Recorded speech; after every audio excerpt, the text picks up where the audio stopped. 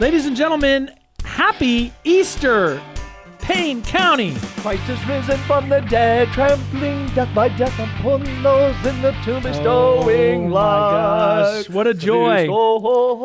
We've been, as I like to say, experiencing the lentiest Lent ever with this coronavirus pandemic, and now Easter season is upon us. I'm Father Brian O'Brien, pastor of St. Francis Xavier. I'm joined by Father Kerry, my co-host. Oh, a co-host? My friend. Does that mean co-host like you're in charge and No. I'm the sidekick?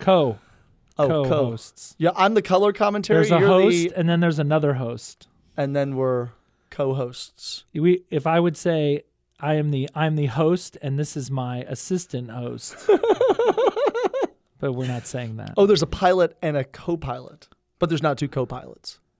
We are co-pilots. Oh, yeah. This is not president, vice president. This is, or I could say first among equals. First among equal. No. Okay, well, Father Kerry Walkulich, pastor still of St. John Catholic Student He's a Center. pastor with no people. Oh, well. But you are staying unbelievably busy. There's 36 students in town. I want to say this publicly, that Go on. it is unbelievable. When this all first started, I thought, what is Father Kerry going to do all day? Like, no people around. Everybody's home.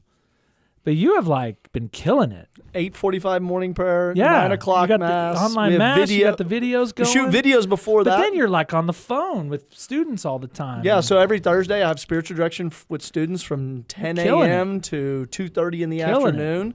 And just, let's do business. We have 200 students in Bible studies right now online. Yeah, no, you're killing it. FaceTime, Google Hangout. I almost said Yelp, but that's not one of them. MySpace. Zoom, MySpace. MySpace tried to have a comeback a few years ago, and it couldn't handle it. Go. Yeah, so we're just slaying it. Yeah, anyway, doing I lots of good just stuff. admire Well, you know what? your zeal. I think this is You what are happens. zealous. This is, like they say, iron sharpens iron. So we Proverbs. Also St. Paul, isn't that? I think it's in Proverbs. Oh, really? Okay, keep talking. I'm I'll look that gonna up. call you out. Scripture that up. throwdown. Okay, so I just think it's really beautiful because people talk about stuff and then Proverbs 27:17. Oh my gosh, I've always quoted St. Paul. You know how St. Paul says iron sharpens iron? Wrong. Okay. Yeah. It's just been because I see what other people are doing. You started doing the rosary and morning prayer, and I was like, I could do that. Now, how do I put that into my day? So we started doing it 9 a.m. Before 9 a.m. Mass. Dig it. And you know what? I've loved, I've a lot of inspiration from, when this whole thing first started, I thought, we got to give people a schedule. All right, we'll have Mass at the same time every day. That'll be our schedule. But then I was like, no. And then I saw Father Kelly Edwards, who's out in Weatherford. Oh, yeah. And he was broadcasting morning prayer. And I was like, we could totally do that. And we've done it every single day since this whole thing started. Morning prayer at 8, Mass, and the Rosary every night. What time is your Mass? At 7 o'clock. Noon. Okay. And then on Sundays, 8:30 in English, noon in Spanish. Oh, right. So there's been a Mass at noon every single day since this whole thing started. Morning prayer at 8, Rosary 7 p.m. Do you do the Angelus before every single Mass? day. Usually we do. Ooh, We have Mass at 12:10. And we do the Angelus at noon. But we have not been doing that. We've just been right into the Mass. Don't judge. Whoa. You know what? We have that bending of my eyebrows and scowling was looking at that giant spider climbing on your shoulder. Oh, okay. That wasn't judging. deal. Come on, please. I can handle the coronavirus. And look, he doesn't even care about a giant spider on his shoulder. So we have Father Kerry, a very special guest in the studio with us. You mean Jay's glorious Besides Jay, who is our executive producer, we have a seminarian who's staying with us. His name is Alessandro Calderoni. How many Z's are in that? No Z's. No Z's. Alessandro, welcome. Well, thank you, Father, and hello to all the radio listeners. Yeah. This is my first time on the radio, so I hope. I love it. I love it. I hope I it love goes it. well. What? Tell us a little bit about how did you come? How did you come to us? We're glad you're here. Yeah, so I was studying in Rome, finishing my third year of theology, but then due to the current health crisis, all the seminarians came back, and the vocations director put us in COVID parish assignments, if you call it that. And I was placed Hopefully here. COVID-free parish assignments. Yeah. Yeah. Yeah. And I'm, here at St. Francis Xavier, very happy to be here. And you'll be with us for at least a month. Hopefully. You've already longer. been with us a week or so. And hopefully a little bit longer. And you're from Muskogee? Right, from Muskogee. Yes. St. Joseph's is my home parish. Where'd you go to high school? I went to Hilldale High School. Hilldale, nice. Then where'd you go to college? And then I went to Northeastern State University in Tahlequah. NSU. Mm-hmm. Oh, wait. Go Riverhawks. Go Where did you Riverhawks. go to grade school? Where'd you go to grade school? Grade school in Mexico, part of it. Oh. And then 4th grade there in Hilldale. Hilldale, nice. All right, so you went to NSU in Tahlequah, and then what? And then that's when I received a call and I started discerning Boom. and went through the whole application process for seminary. We took him in. Yep. Yeah. Actually, Father Brian O'Brien took me on the first seminary visit. I remember it well. He, back then he took us to Dallas, Holy Trinity in Dallas, Yeah. and Conception Seminary. So I visited both. Boom. So then you went to Conception, and then you've been studying in Rome. Right. Yeah. And right now I'm still studying. I'm doing my work online. He's been doing papers. Right. Yep. Mm. So and Good learning work, from man. being involved in the parish, the activities that are. Love it. Yeah, we've got him involved in coming to our virtual staff meeting, and what else have you jumped in on? And he's also going to be cooking our Thursday dinners. Yes, from now on. yes, exactly. From now on, from this day forward. As a price of admission. We'll see based on how well Father Kerry treats me if it's going to be good food or or if it's going to be. Well, I'll tell you, the people of God have been very generous with us of bringing food over, and man, we've hardly been to the store. Usually we go to the store once every, 10 days or so, but lately we've been going every 3 weeks. Anyway, it's great to have you, Alessandro. He speaks English and Spanish and Italian, which I think is really cool. So you can give him a call. And he's learning a little Okie here in the he's learning Red Dirt Riviera. How to speak Payne County. Okay, Father Kerry, I thought maybe we could talk about it's the Easter season. This is something people don't really understand, especially maybe lots of our Protestant brothers and sisters who there's Easter, and then the day after Easter it's back to normal. Right. But in the Catholic Church, not so. We keep on celebrating Easter. Yeah. We have longer than Lent. season. We have a season of Easter, so it's still Happy Easter. We're still saying Christ is risen. Yeah. I'm still. I still dress up like a bunny and run around the house. Weird. Did I say that out loud? Totally weird. Did I say that out loud? Okay. Sorry. Yeah. So here is my question.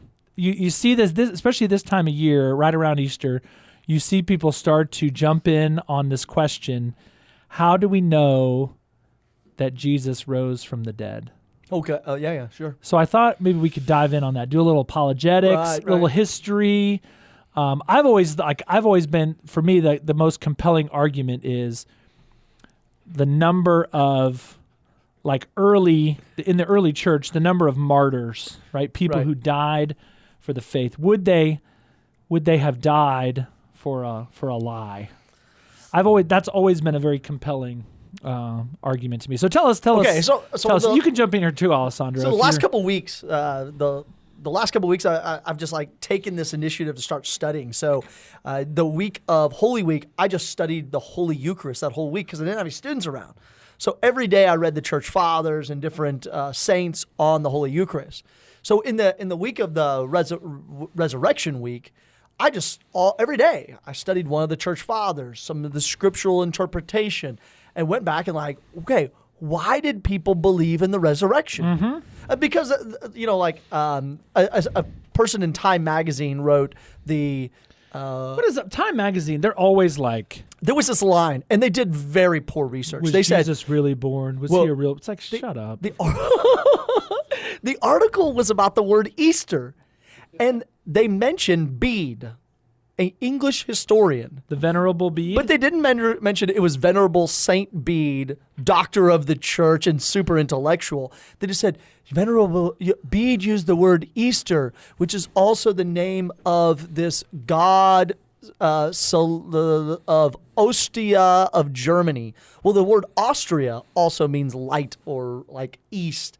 And so Bede just took the word Easter and he translated it from the word Pasqua or resurrection. So, I think an important word to use, especially with people when they're like, I don't believe in Easter. It's like, do you believe in the Pasqua or the resurrection? Because they may just be arguing with These are Christians who don't believe in Easter? Well, they don't believe. What are we doing? No. What? People do not believe in the word Easter. Oh, they don't like. These are Christians. No, these are non-Christians. They don't like the word Easter. They're like, oh, Easter is it's a pagan holiday, just like Christmas. Remember when we did that little episode on Christmas? I remember being that. a pagan holiday. So they say, oh, well, Christmas is just a pagan holiday because it uses the same word of this pagan, and that's dumb. It's using the trying to use two words. And the real word for it is Pasqua, resurrection, Easter. So a couple things. One, proof of the resurrection is one, proof of the resurrection is the empty tomb. I heard they just stole him. They just took his body. Okay, so this is my argument against that. We think, you could just go up and steal a body from a Roman centurion. Because they fell asleep in the tomb. They snuck over there and rolled the stone back.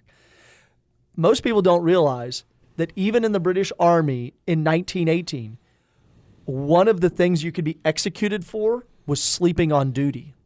Like if you were a sentry on duty in 1918 and you were found asleep, the British Army could execute you. That'll keep you up at night. That will keep you up at night. Where'd they get that from?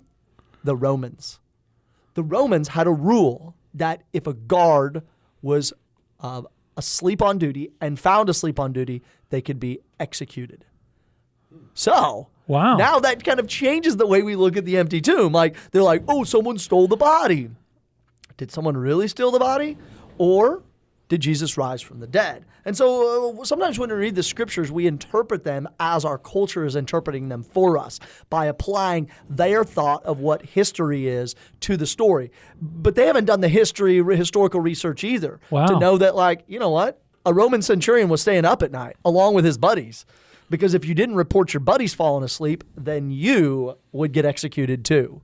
Wow, jump in here, Alessandro. Go ahead, Alessandro. Well, and not only that, but also because the accusation that they took the body and someone stole it is as ancient as Christianity, the first opponents of Christianity. But when we read the gospel account of the empty tomb, especially St. John's, it's very clear. What do we find inside? Inside the empty tomb, there's proof that it was not stolen because the burial cloth, the linen cloths were found neatly folded on where the tomb, where his body had been laid. Oh, beauty. So would a thief come in and take the body? If he Undress it? Right, take the time to undress it and then neatly fold it and leave it there, or would he just take the whole body and steal it? And so that's also a key evidence for us that it was not stolen. Wow. It'd be ridiculous if it were someone folding it. So this is the scripture. It's John 20, verse. John 20, verse 7. I'm picking a translation here.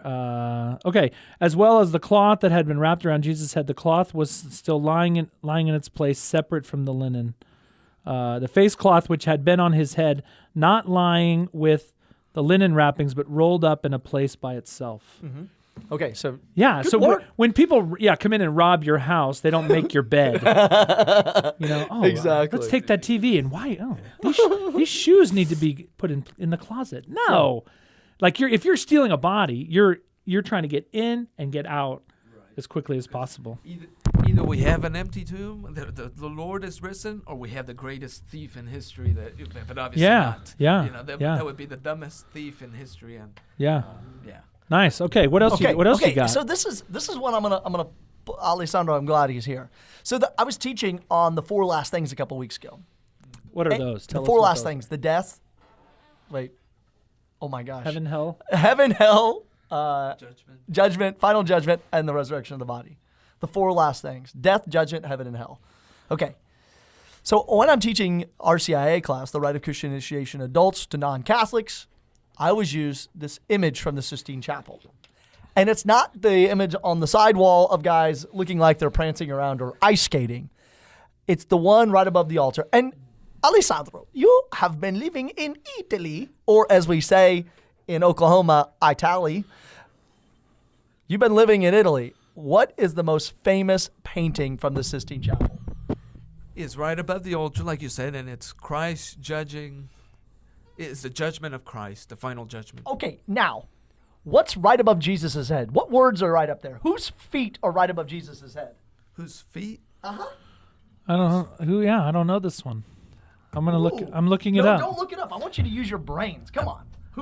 Why? I have the internet. Who are the paintings listed on the wall around the inside of the Sistine Chapel? The internet's awesome. Think. Okay, so you gotta get the wheels thinking. Oh, he's already looking it up. You're a cheater. Do you know what cheaters? You know where cheaters go? They go to confession. I can't believe you're cheating. Cheater. Okay, I'm gonna go ahead and tell you. It's Jonah. Oh, Jonah and the whale. And what's the story of Jonah? Jonah is God sends him to convert the Ninevites, right? He goes to convert. And yeah, exactly. When you look up the Sistine Chapel. Everyone, look at this. Everyone, look. Hey Siri. Hey Google. Google it's the Sistine Chapel. Yeah, exactly. Matthew. That's what I just did. Sistine Chapel. Judgment. Okay. Anyway. So right above Jesus' head is Jonah. Why would Michelangelo put the painting of Jonah and the fish there? Well, it goes back. I was thinking about this all, and I was reading and I was doing research this past week. And when we did a tour of the Sistine Chapel, we went into, as soon as you go into the museum, there's this room of sarcophagus off to the right. And I noticed there that there was these carvings of Jonah, like the whale. And I'm like, why are these here? So I asked Liz Lev, who was our tour guide, and she said, well, just remember that in the first 4 centuries of Christianity, they were still using the image of Jonah and the whale, not the cross, because people were still being crucified. And I was like, huh. Oh. So all this stuff just started coming together of like why Jonah is above Jesus as the image of the resurrection. And because there's this line from the book of Jonah, most people have read it, or they think like, oh, Jonah was just like, Jonah was in the whale and he was just like hanging out, like playing cards, waiting to get coughed up. And no, that's not what Jonah was doing. What was he doing in there? The word that Jonah describes his life in the whale is Sheol. And Alessandro, you're so smart. What is Sheol? The underworld, the world of the dead. Okay, good. So when we say in the Apostles' Creed that Jesus descended into hell, he says, we're saying he descended into Sheol, the place of the dead. Right. Yeah. So Jonah is not describing himself as alive, like he's in there playing sheep's head or pinochle or something like that, or Yahtzee, or one man euchre or one man war. He's not playing cards as Tetris. He describes himself as dead. As you remember that Jason Bourne movie we watched, like Jason Bourne is floating on the ocean. We've had dead. some time on our hands. Floating on the ocean dead. And so what does the whale do? The whale eats him. Just like turtles, they found turtles with like cigarette butts in their bellies because people smoke and throw the cigarette butts off the boat. These fish will eat anything. And so there is a free meal, Jonah. But when the underworld, and this is what I love about the church fathers, they connected to Jesus. They said, as the belly of the whale tried to digest Jonah and realized it could not contain him and could not digest him, he was spit out and God rose him. Then he went to the Ninevites and preached to the Ninevites, and the Ninevites were converted. And all of the nations around them were converted. Does this sound familiar? So too, the underworld consumes what it cannot digest. And Jesus is, I love that scene from one of those early, it says, it's like he's a chariot driver riding through the underworld, kicking over the treasures, and hell cannot contain him. Death you have consumed eternal life. And so therefore it has to, in a way, spit him out. Yeah, it's like, I mean, when you eat something, that's how you like get food poisoning. Oh, Like, I've had food poisoning a lot. We'll do an episode on that. Yeah, when you take something into your body and your body doesn't like it, and so up it comes. It's a beautiful parallel. Jonah and Jesus, the resurrection, the 3 days in the tomb, 3 days in the fish. Ooh. Yeah. So okay. Tell us more about. So like the as resurrection. Jesus sends out, he rises from the dead, and he goes to who first? He goes to his squad of people. He goes, as St. Paul says, he goes and visits 500 people. And those people experience the resurrection and are immediately converted, just like the Ninevites. The Ninevites, Jonah, when he goes to them, he's kind of reluctant. He's like, well, I don't really want to go to these Ninevites. But the Ninevites are converted. And so too when Jesus sends out the apostles, the 12 apostles, the 12 apostles then begin to convert the nations. Ooh. So All right. there's a lot of stuff connected with that. How else do we know the resurrection is real? Oh, okay. Let me see. Give us some other proof. Okay. One of them is the word, and I'm going to come back to Alessandro, what he mentioned a little while ago, about the word body. Like when they look into the tomb, they notice, they say, we did not find, and in Greek they say, we did not find his soma, his body. There is no corpse in the tomb. And that is, there was this scene from Jairus' daughter in the Gospel of Mark when Jesus says to the little girl's upstairs and she's lying there dead, and he stretches out his hand and he says, little girl, I say to you, arise. And throughout the Gospel of Mark, the word rise or arise is used over and over and over again. I think the same way Lazarus. It says, we heard that right before Holy Week. It was of Holy Week. Jesus he's going to Jerusalem, and he stops at this town where Mary and Martha are, and Lazarus is dead in the tomb, and it says he is dead. How many days, Alessandro? Do you remember? Was it 1, 2, 3, or 4? 3 or 4. He's dead 4 days. 4 days, yeah. Because Jesus waited till... He started to smell. Yeah, they said, Lord, it will have a stench. Oh, Lord, it will have a stench. And so the Jewish understanding is that there is a resurrection that is possible, because even she says it. She goes, Lord, I know he will rise on the last day. The resurrection is possible. But what happens in they're sort of taking that for granted. Yeah, I mean, I know he's going to rise, when everybody else does. Right. But you're saying, Lord, you're saying he's going to do that today. Right. Ooh, that's a different ballgame. Now, we're keeping the theme of the Gospel of John, because what happens to Lazarus? Well, a couple of days later, they try to kill him. So we know that he is bodily risen from the dead, and the dude probably went back to work. He probably started doing things and hanging out with his family again, just like the little girl. The little girl started eating him, and Jairus' daughter started eating him. She started getting back to normal life. But what's different about the resurrection is it says they did not find his body. They did not find his soma. So this is just a new existence. Something entirely different than was ever before. Because as those two rose to new life, new bios, biologically they started functioning again, Jesus does what? Jesus walks through a door. He makes himself known in the breaking of the bread.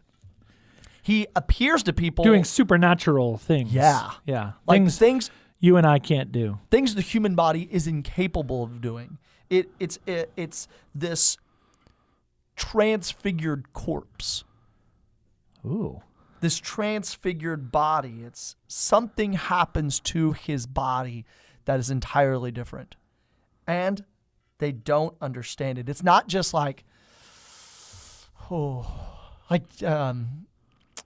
you could say some people oh, well, Jesus just got a new spirit. No, he didn't. He didn't get a new spirit. Or I feel the spirit of the resurrected Jesus. No, there's not a spirit of any resurrected Jesus. Yeah, he got a new body and a new transformed personhood. He's divine, and his human nature is now like not just a corpse anymore, but this divine life just that has the capacity to do things that normal human bodies don't have, which is different from Lazarus and different from Jairus. I think too, it's so interesting of how, the crucifixion. One of the reasons the Romans did crucified people is that it was very public. You knew, like, if you do what this guy did, you're going to die like this. And so they purposefully did it very publicly. So Jesus' death was a public show. I mean, hundreds, thousands of people would have seen that happen. And then when he rose from the dead, it's not like all of Christianity is based on the testimony of like one guy. Wow, that's the one guy who saw Jesus after he died. No, it's like it's hundreds of people that interacted with him, starting with the apostles, Mary Magdalene, that the people saw him over. I mean, they in those days following the resurrection, hundreds of people saw him die and then saw him not dead. Right. To me, that's very convincing. And then those same people then died for that story. And if it was all bull, then why would you give up your life for a lie? Yeah, and that body of Christ is glorified, so it will never die again. It's totally different from what he had before, Yeah, beautiful. Okay, so I got one more. All right, one and more. it goes back. I'm pulling Alessandro back. We good. We got there's this 3 minutes. There's this church in Rome called St. Peter's Basilica. You ever heard of it? Maybe once or twice. That's okay. Tal vez una vez. Okay. So there's this big, huge church there. And then there's this like altar in the center. And what's below the altar in the center? You have the bones of the fisherman, St. Peter. Okay, so there's this book called The Bones of the Fisherman, which I encourage you to read because it's a scientific study of the bones of St. Peter. Mm-hmm. And so they've looked at the research. They've studied the history. They put together the story of his crucifixion at that obelisk when the circus was out there, his burial. They've even done like bone tests of the guy now. And they're like, this is the bones of a person of a certain height from the Middle East. And so you have to ask a question. Here's a kind of another point of the resurrection. How did a Galilean fisherman end up in Rome, buried underneath a multi-billion-dollar beautiful church? And the only way that's going to happen is if he encountered Jesus Christ in the resurrection. Because that man was a scared little kitten on Holy Thursday and Good Friday. How does a man like that end up in Rome, trying to overthrow the most powerful empire in the world, which is both the Roman army, the Roman government, and Satan's power? I wish I could mic drop right now, but they're hooked up to these suspended arms. Amazing. That's all I got. That's good. There's more where that came from. You're going to do a lot of research. Yeah, Early there church are fathers. beautiful books. The church fathers, Pope Benedict has written on this subject. But I would ultimately start with the Gospels. If this is a new subject for you, maybe like you've never really studied the resurrection, start with the Gospels, and then kind of take it out from there. But it's this time of year when people come around and say, did the resurrection really happen? Is Christianity a myth? And we would like to say emphatically from our little corner of the world here in Payne County, Oklahoma, no, it's not a myth. It really happened. It was a historical event. It's well documented, better documented than a lot of historical events from that era. So when people say, oh, well, we only have 4 sources, that's a lot of sources. Yeah. Especially for 2,000 years ago. Okay. Happy resurrection. Happy Easter. Happy Easter. Pasqua. Christ is risen. Alessandro, thanks for joining us. Thank you for having me. Happy Easter. What a joy. And we'll see you next time. Keep praying for us and persevere. It's almost over. Blessings. God bless.